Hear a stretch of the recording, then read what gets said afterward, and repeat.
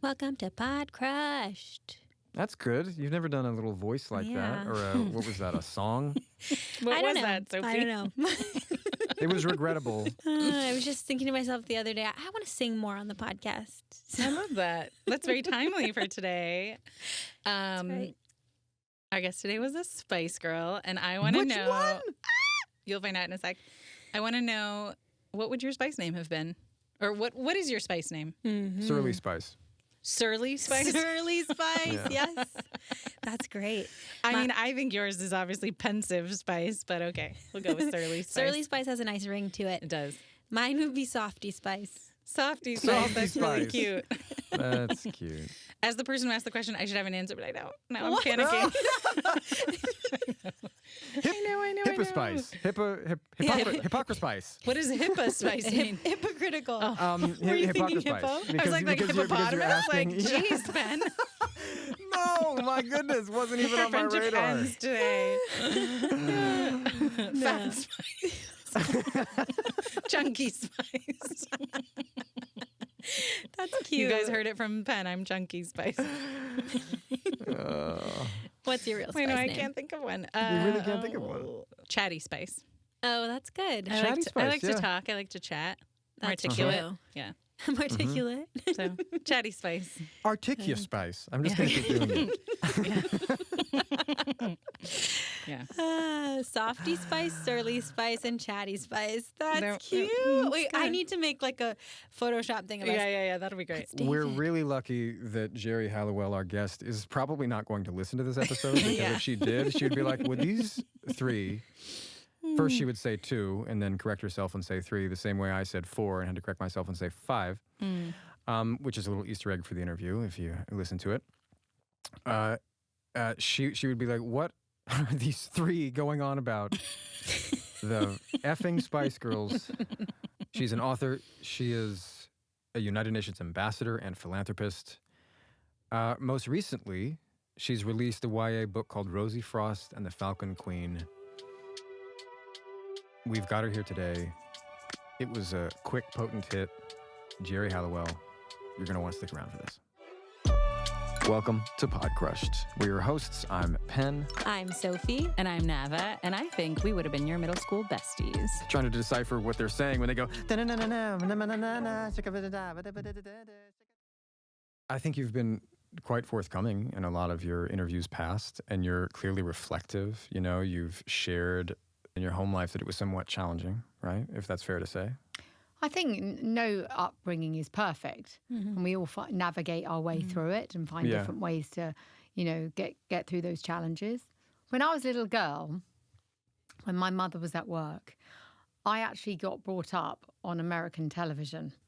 I watched the Waltons, and it gave you that, American dream, that Wait, idealisms. Who are they again? Is that Good night, Grandpa. Good night. Good night, Grandma. You don't remember the Waltons? It's a great accent. No. Okay, Which you're- show? It's Is it called the called the Waltons. Whartons? Oh, okay. The Waltons. The Waltons. Is it the Waldens? The Waltons. Okay. The all right. Waltons. Maybe if I say it. The like, oh, yeah, the Your Waltons. father and mother would absolutely know the Waltons. Yeah, they would, Anyone they would. over a certain age would know it. But it was America's idealism of family. Okay. Okay, and so we all have that, the ideal version of what is. But what family is perfect? well, it's none, not. yeah. Yeah. I was also brought up on the A-Team, which you must Okay. know Of that. course I know. Of And course I Charlie's know. Angels, Yeah, that yeah, American yeah. optimism. I think, America taught me, that anything is possible. Yeah. I love that about America. I don't think I would be as successful as I have been if it wasn't for American values that sort of instilled in me through television. Apart from that kind of pop culture influence you were getting, was it otherwise quite British in that there was like a sort of, stay in your lane, maybe stay humble, I whatever think that it's is. generational. Yeah. My father was like a very political broadsheet reader. My mother, she's Spanish. My father's not alive anymore. He died when I was young. Yeah. But my mother, she's Spanish. And so, she comes from a generational, it's just, just keep your feet on the ground, hard work, show up, and that's it. Right. So, but it was definitely like movies and books that taught me, yeah, you can go for it. Sylvester Stallone, another one. Right, yeah. Rocky. Classic. He's got an amazing backstory. He does. So if you can just like sort of paint a portrait, just give us a snapshot of Geri at say 13 years old. Okay, so my family, didn't have like a high income, and we came from sort of the back end of Watford, which is fine. But then two children from my school, me and another girl, got picked to go to this grammar school. Grammar school in England, that's quite, they got smart kids. You have to take a test to get in. And, and you got some quite highbrow families going to that. But I was the only kid and one other girl at this school, Watford Girls Grammar, which was amazing opportunity. But I definitely felt fish out of water, so to speak. So, that was an interesting time. Because then it was me that chose, I thought, I'll give it a go. Did that make you feel like a certain drive for financial success, like from a young age? Like, how did that sort of not fitting in with everyone on that level impact you? What I learned was education is power. I think in hindsight, I learned that, and it gives you confidence. But I think, going back to that American drive is that, if you have success, it definitely gives you power no matter where you're from. I was buying into that American dream 100%. My father, he was an older father. He brought me up on Shirley Temple. The way I got his attention was singing "I'm the Good Ship Lollipop." That's really? That was the way. So that was like the origin of performance for you? Yeah, 100%. And how old is that? Like 5 like or of something? 6. Okay. He took me to an acting agent, Wow. to be an Annie, all those things. Yeah. But then my mother, she's Spanish, she says, I don't want you to end up like Judy Garland. You know what happened to Judy Garland? That's what she says. She was very grounded about it. So I had to wait, until I had to get my education first. My mother was very grounded. She said, I want you to have a proper job. So even let's say again, you're coming of age, 12, 13, 14, into your teen years. Are you still harboring this desire to be a performer of some kind? Well, it was a way of getting my father's attention, definitely. Okay. And I think, it's a mixture. So you can get intoxicated by what you see on television. You think, oh, if only it's like you being on that program. You thought, oh, if only I'm that. Yeah, then you're happy, then you're everything. Yeah, blah, blah, blah. And we all know how that shows up. But what was very, very true to me was I loved creating. I always loved the power of the pen. Okay. No matter what I did. I'm no Mariah Carey. I don't have her range. And I love Mariah. Right? She's amazing. But I always loved songwriting, storytelling. I studied theatre as well. I like character. You've talked about it. That sort of unpacking things, character. You can do that through song. You can do that through story, through acting. Yeah, definitely. It's like potent self-reflection. Yeah, and you can sort of use it. Yeah, definitely. Geri, what were your experiences around your first love and first heartbreak? Wow, that's so interesting because we all have that again, TV love, movie love, let's call it, and we think what that love is. Which is mostly fantasy, I suppose. Of course, yes. Let me try and think. I don't think I really knew what real love is until the two things, being a mother. That taught me about love. Totally, yeah. But then also my husband, that's taught me what love is. To be brave and show up, honestly and wholeheartedly. Yeah. Before then, it was probably, I might have had an idea of what it was, but I wasn't really emotionally available. And I had this kind of romantic idea, when I was writing, that you should always be in a slight discontentment. Of course, if you're in love, then it steals your creativity. So I kept myself purposely away from love. Right. Oh, really? Wow. Yeah, definitely. I wrote better songs. Yeah. Look at what happens. Right. Look how successful Adele was with all her heartbreak. It helps. You turn that poop to fertilizer. Right. My husband is a musician, and I'm always pushing him, like, you've never written a song about me. We've been married 6 years now. And he's like, I can't. We got married and it's too happy. It's too good. Like, there's no one's songs. interested in that. Yeah. There's no process in it and reflection. Well done. You're happy. So if you have to stage a fight just to get a song out of it. Yeah. Look at the best ones. Yeah. I kind of have this ongoing theory that being, as an artist of any kind, but I think particularly music, because music is a space where you tell these 3-minute encapsulated love stories. And it's like there's no time for anything other than just a really well told story. And there's no lull in a pop song, as there shouldn't be. Like, it's all good. So, but then if you become really successful, you're thrust into this echelon of experience that no one else knows. It actually can often be quite alienating from the people in your life, all that stuff. And you're touring, you're recording. It's such an incredibly different way of being that no one could imagine until they experience it. And I have a theory that, for better or worse, it kind of locks you, the person who got there, by telling some kind of, often a love story that is like, there's got to be some truth to it because it got you there, right? Yeah. But then it locks you in this pattern of life where you can't any longer have as many authentic experiences in love as you used to. And I'm curious, A, do you think that's true? But B, did you ever, like, I'm curious what your conversations with, when you were a part of the Spice Girls and when the 4 of you were... 5 of you. Just we're talking 5. Sorry. Nava is. when the 5 of you were talking. Yeah. Like, did you have conversations like this about? I have a theory which may be like bouncing off what you're saying. Okay. That when anybody becomes famous, and it doesn't matter who it is, whether it's a singer or an actor or a sportsman, that kind of fame, it can arrest your emotional development and what you're talking about, and it sort of like freezes your experience, life experience, because before that you're in the thick of it, you're processing it, and then suddenly you're removed from it. Yeah. So it could quite easily, you can get into a safety bubble of so you're not sort of tapping into reality anymore. Totally. I think but then, I learned that's a choice as well. I agree with that. Yeah. Because otherwise, you could be it's almost like a golden cage. So you're safe as houses, but actually you might be shutting yourself off from certain experiences in safety, but you're shutting yourself up from love and humanity. That's what you stand for.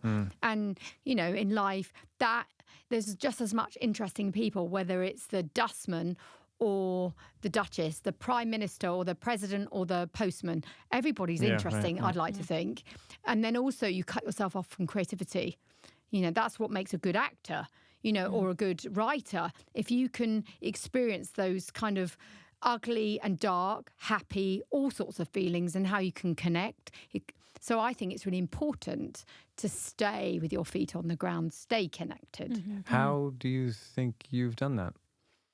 And it's not perfect, but sure. But... I think who I surround myself and what is meaningful to me. I mean, the gift of age. You sort of you like who you like. You attract what you are, and I try to sort of attach myself to people need people. You're talking about that community. I think people need people. Not perfectly, just have real people, real meaningful relationships, not sort of empty. I think you go through that process. Our podcast is at its heart all about coming of age, and you've recently published a book that is also about coming of age. It's called Rosie Frost and the Falcon Queen. I'm curious what inspired you to want to tell a coming of age story and what themes you were hoping to help explore with your audience. I think the world needs a new hero, an ordinary hero, somebody, that isn't an alpha, that, doesn't have all the answers. And so I always think if you can see it, you can be it as well. And wouldn't it be interesting if you could see someone that finds the courage they never knew they had? And that you see characters around there. For example, boys, boys are strong, but the boys do cry. you know, and the girls can save the boys. And you can have that. We're talking about, you know, faith or spiritual hunger, but you wrap the vegetables in chocolate, so to speak. So it's big action, page turning for the reluctant reader. But in there's a value, a spiritual value of sustenance, of empowerment. That's what I like to do. So if you want it, it's there. And if you don't, you're just going to get entertained and enriched and maybe inspired. And, you know, and I'm curious. I like history and conservation, and that's all in there too. Yeah. Love I that. like the way you weave that in. Is it so? What drew you to this age group, do you think? Well, for me, the best things are, you know, touch everybody. It doesn't matter how old you are. So the novel that I've written, hopefully you'll enjoy it. My husband read it and he's a reluctant reader. He was like, he just did it out of politeness, but actually, but he was just trying to be supportive. But he said with a surprised look on his face, I really enjoyed it. And I kept on page turning because I wanted to find out what happened. But having said that, let's go back to the age you're talking about. And it's a vulnerable age, you know, whether it's 13, the coming of age. I think, I mean, for me, I found, you know, courage and inspiration from the world around me, whether it's through literature or through movies, and that you're discovering things. And so, you know, Rosie Frost, she really does that. She finds the courage she never knew she had. I love that. You mentioned earlier in this conversation that part of your motivation for performing was to maybe impress your father or to get closer to him. And I've also heard you say in another interview that, I'm just going to read it so I don't mess it up. I think you said, sometimes I don't think I would have become famous if it wasn't for my father's death. And I wondered if you could tell us a little bit more about that, and also maybe about your relationship with your father. Okay, so at the time when my father died, I was studying Hamlet. Right? If anyone knows Hamlet, it's about he gets stuck. He loses his own father, and he sort of procrastinates. And when my father died, like, I was young, so I was in late teens, and I got the exact same, I got stuck because not only I lost my father, I suddenly got aware of my own mortality. Because if you think about it, we have our parents, and no matter what we do in life, we know that they're there. And then you remove the parent, it's like you're facing your own mortality. You're staring in the face of your own death.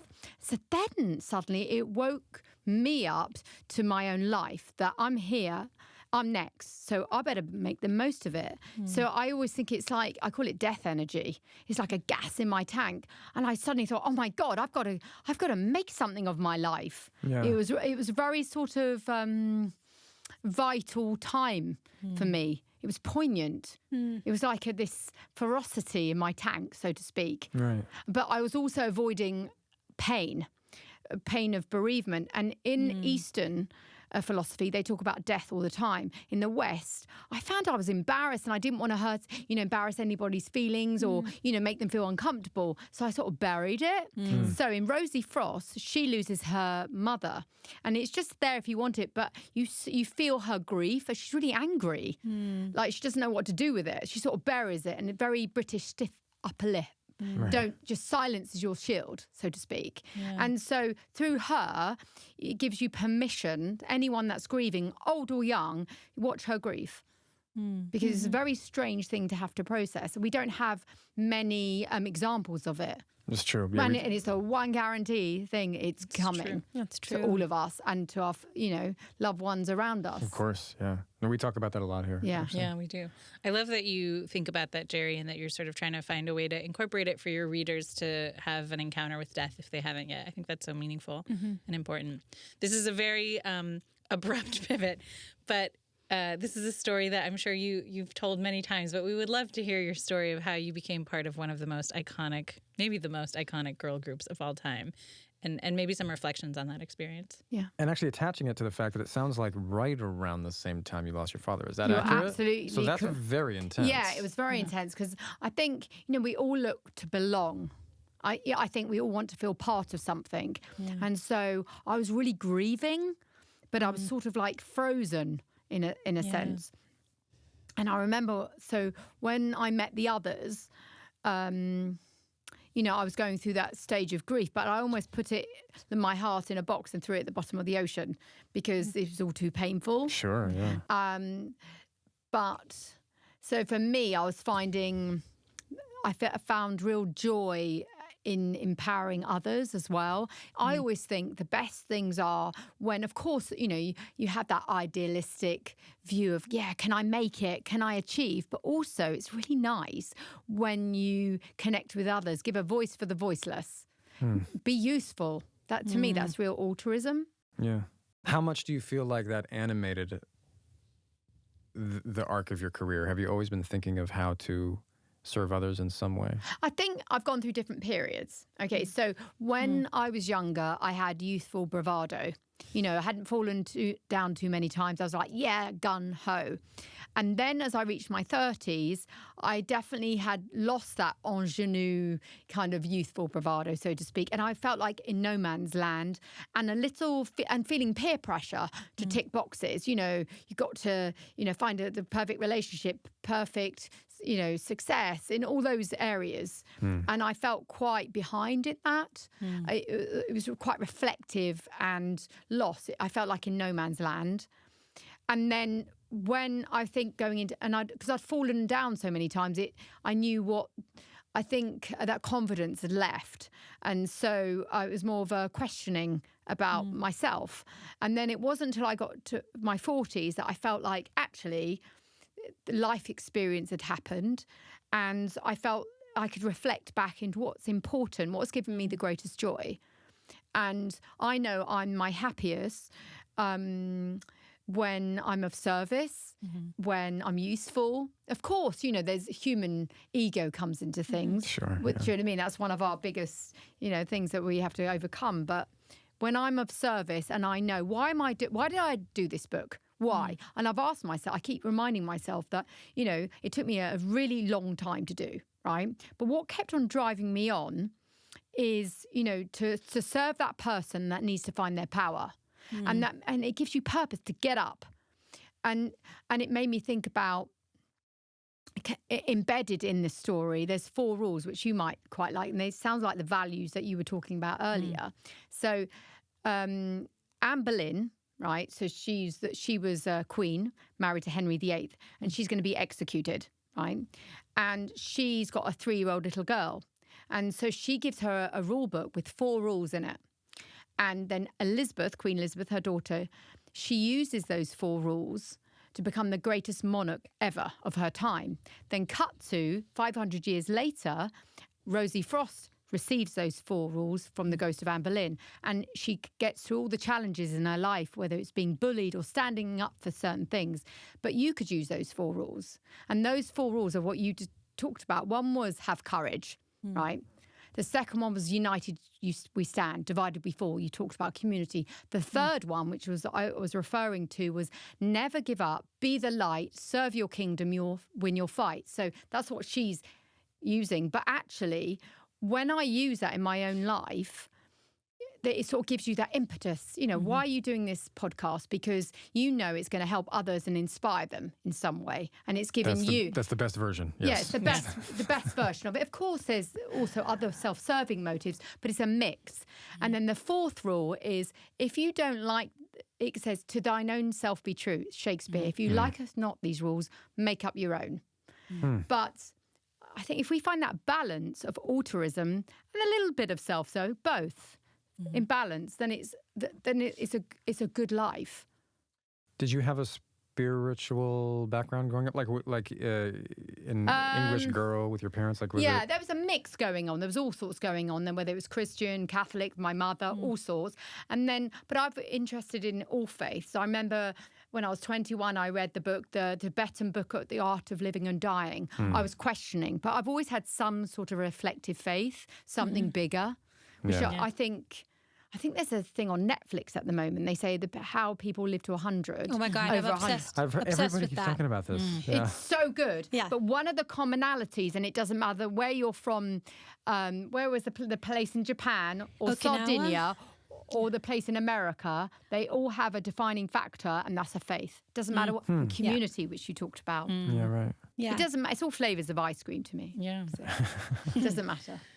That's beautiful. Geri, I watched an interview that you gave. You've done your homework. Thank you very much. I appreciate you, Sophie. A long form interview. And I have to say, I have to hand it to you. You handled yourself with so much grace and so much composure. But I found myself during the interview like wanting to get between you and the interviewer and be like, don't speak to her that way. Just because there was like some elements of sexism I felt in like the way that he was speaking to you or Totally, objectification. And I assume that being part of one of the most iconic girl band of the 2000s, late 90s and 2000s, that's got to come with the territory a little bit, like some level of objectification. And I wanted to hear from you, like, how did you feel? Was that something that I felt myself and that you were fine with, or is that something? Yeah, just how did you feel? I've heard that. I've been asked that a few times, and my feeling is that if you look back, 100 years ago, there's always been challenges for everyone, no matter where you're from. And if somebody asks, it's not an excuse, but if somebody is what's deemed to be sexist or says something that maybe you think, oh, that feels a bit icky, actually, it says more about them than you. And also perhaps give a little bit of grace. Yeah, because, well, you did that, yeah. A little bit of grace to that person because, it's how they've been brought up. It's not an excuse, but... you can teach that person, how you want to be treated. But sometimes it's just an era as well. And we're all learning. I think, okay, we can identify that. And I'm getting things wrong. I'm learning. So I think change happens when we're, rather than scolding and admonishing, it's through kindness and a friendship, community. You can call it out without shaming. Does that make sense? It's like a child. If anyone that's got children, when I put them on the naughty step, it doesn't work. But if I talk to them and say, look, this made me feel like this, blah, blah, blah, that I normally get a better result. It doesn't always work because we know there's darkness in some, people that you can't control. But I think I don't take it personally so much. Yeah. It's just the way that person is. Yeah, they don't know they know better than they can be, so to speak. No, I love that response. It's very generous. I like it. It doesn't always feel like that because sometimes I feel, that I want to react and think, oh. Just on that note of gender equality and women's empowerment, you're an advocate for women's empowerment, and I'm wondering what you're observing in the younger generations that makes you hopeful about sort of the direction that we're headed in, if you're hopeful about that. That's so interesting because you've got children, you said. Yeah, I have a stepson who's 14 and a toddler who's 3.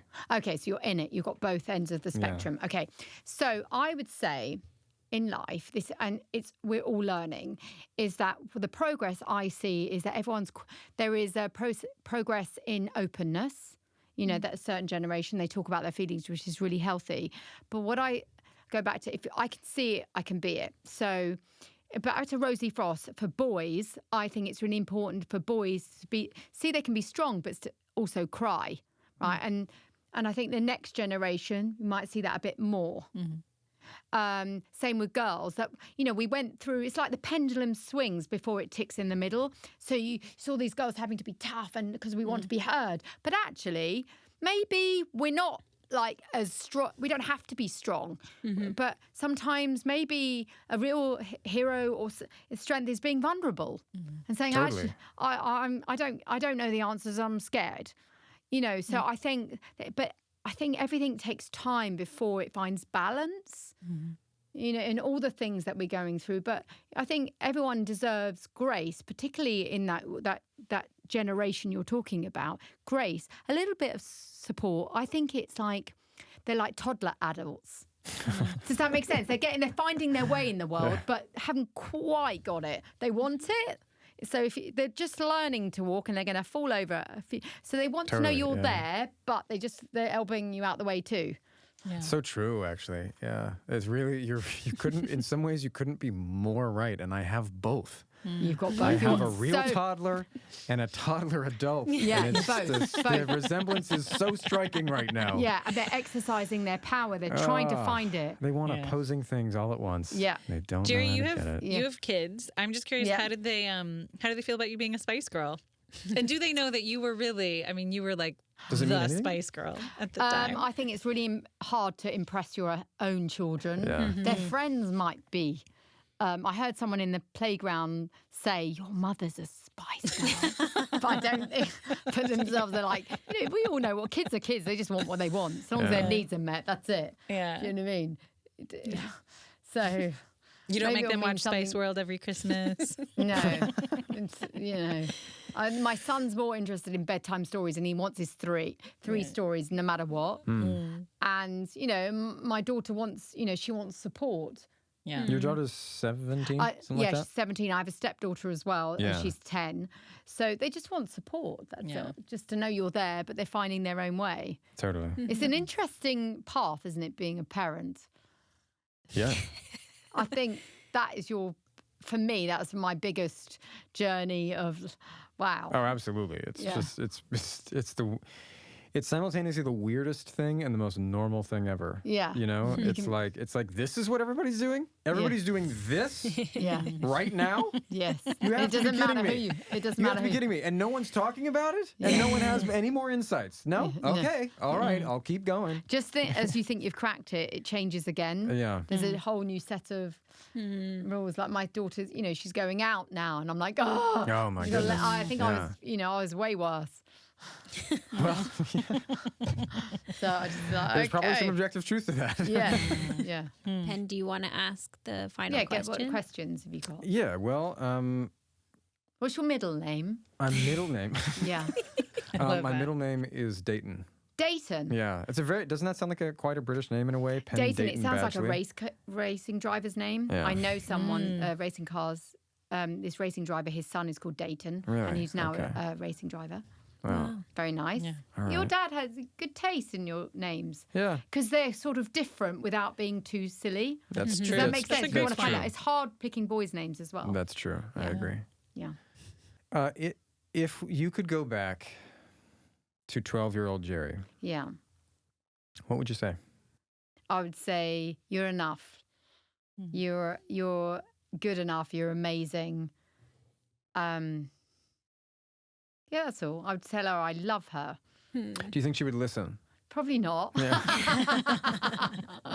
Yeah, they just want to find their own way, 12-year-olds, don't they? Yeah, that's true. Okay, I'm always using like analogies, but I always say the 12-year-old. Okay, and we're all 12-year-olds at different times because you're not. A 12-year-old is very tricky because you're too big for the teacup ride and you're not big enough for the big wheel, right? So you're Yeah. in no man's land. It's really hard, 12. It's true. My husband takes the mickey out of me. I'm always quoting that. Again, you hit that mark around late 20s, 30s. Another 12-year-old. Yeah. Yeah. That was the first time I started really thinking about this time, I think, as well. Yeah. It's tricky Yeah. Yeah. because you don't fit there and you don't fit there. You're like, oh, okay. Not easy. Yeah. I felt quite. Do you know what I mean? You don't want to sit on the kids' table anymore, but you're not quite there at the grown-ups. You're like, Yeah. Yeah, there's not a lot of places you no. fit, especially with all the true. other 12-year-olds, because Yeah. they're all just looking at each other and being extremely self-conscious. Yes. You've been like an icon for a time that's hard to be an icon, I think. You've had your ups and downs. Like, given that at such a young age you were, whether you wanted in some way, the word role model I don't love, but like, what was your relationship to the word, to either the idea that you were a role model or that you had a responsibility as you were coming up? And how has that evolved? First of all, I don't think about that. Like when I look in the mirror ever during No, of your own, course, you I a get little bit, that, yeah. But I would say any kind of fame or anything, so to speak, or a positive reputation is like something that I try to be very respectful of. It's like the opposite, to really cherish it. And, I'm not going to do it perfectly, but if anyone feels inspired by what I've done, that's amazing. And how has it evolved? It's like, okay, so we can feel marginalized in any way. whether it's through your sex, your where you're from, blah, blah, blah. It doesn't matter what it is. We can find differences. But another one of those is age. And so I look to my younger, brothers and sisters and say, okay, can I, and I'm not going to do this right, but I'm still learning. Can I grow up in a respectful way to say, do you know what? It's a privilege and I'm grateful to grow older. Does that make sense? Yeah. That you're allowed to pivot and change and evolve. That's normal, and so it encourages all of us that we don't have to. We can celebrate our age, so to speak. Do you know what I mean? I'm 50 now, and I feel so grateful that I've got to be this age. And I think in the East they celebrate it a little bit more. Definitely. Again, back to that program that I want.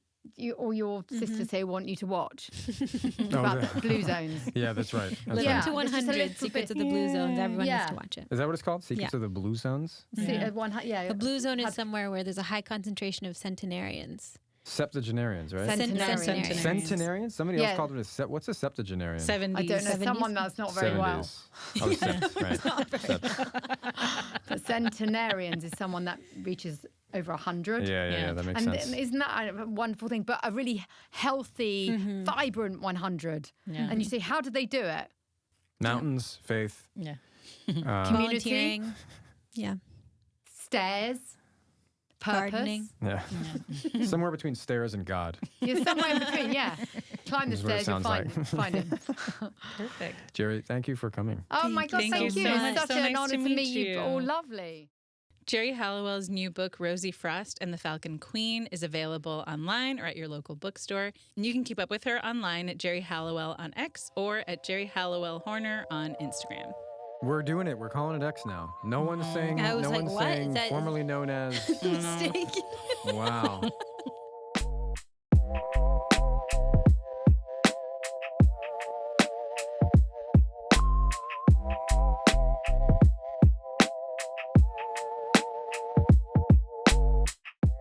I saw you in that one where you played the creepy person. You're gonna have to be more specific. No, that's the one. That's the one. Yeah.